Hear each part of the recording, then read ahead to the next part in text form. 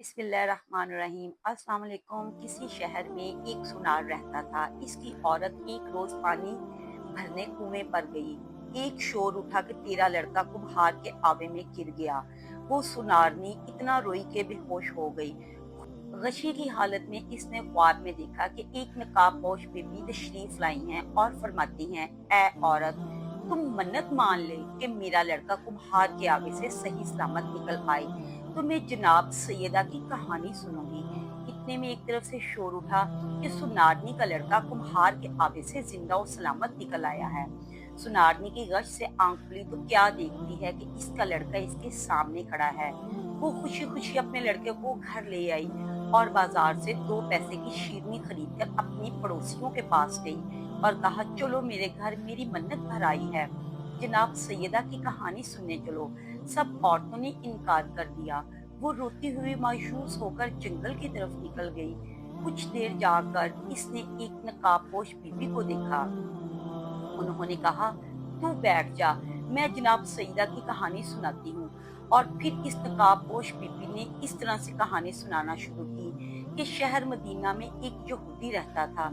इसकी लड़की की शादी थी और वो जनाब रसूलुल्लाह सल्लल्लाहु अलैहि वसल्लम की खिदमत में हाजिर हुआ और अर्ज की, मौला, मेरी लड़की की शादी है, अगर हजूर इजाजत दे तो जनाब फातिमा ज़ोहरा रज़ी अल्लाह तआला अन्हा को मेरे घर तशरीफ ले जाएं।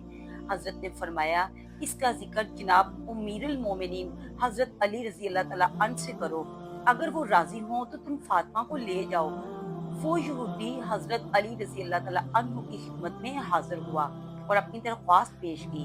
हजरत ने फरमाया कि जनाब सईदा की खिदमत में अर्ज करो, अगर वो राजी हो तो तुम फातिमा को ले जाओ। चुनाचे वो हजरत फातिमा रजी अल्लाह तआला अन्हु की खिदमत में आया और शादी में शिरकत के लिए अर्ज की। आपने फरमाया कि अगर अली मुर्तजा से इजाजत ले लो तब चलूंगी।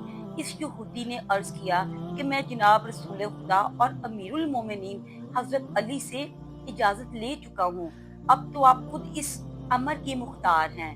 फिर इसने यहूदी को सवारी लाने का हुक्म दिया। यहूदी सवारी लेने चला गया। तब जनाब सईदा ने जाय नमाज बिछाकर 2 रकत नमाज पढ़ी और हाथ बुलंद करके खुदा की बारगाह में अर्ज की, ऐ मेरे पालने वाले, मैं तेरे रसूल की बेटी और तेरी कनीज हूँ। ना मेरे पास कोई कपड़ा और ना ही कोई सामान, ऐसी हालत में शादी में कैसे जाऊं? अभी आपकी दुआ खत्म भी ना होने पाई थी कि जन्नत की हूरें एक कश्ती में जन्नत के जेवरात और लिबास लेकर हाजिर हो गई। सुबहान अल्लाह।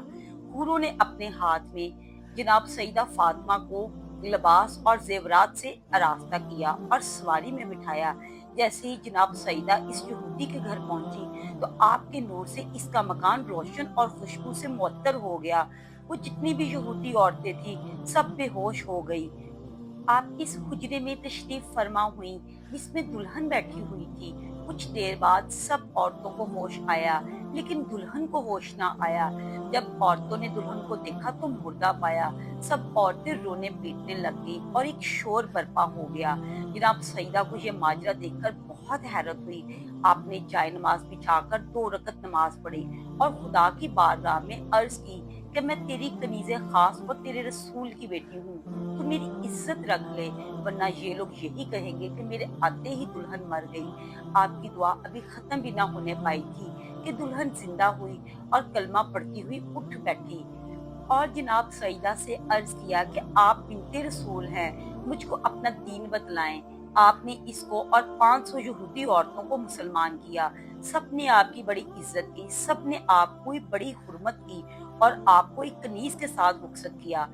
ये कहानी वो बुर्का पोश मौजमा सुनारनी से कहकर गायब हो गई और जब सुनारनी अपने घर आई तो देखा इन पड़ोसियों के घरों में आग लग गई जिन्होंने जनाब सईदा की कहानी सुनने से इनकार कर दिया। दुआ करें जिस तरह सदके में मोहम्मद सल्लल्लाहु अलैहि वसल्लम के सुनारनी की मुरादें भर आईं, इसी तरह हम सब मुसलमान की मुरादें भी भर आएं।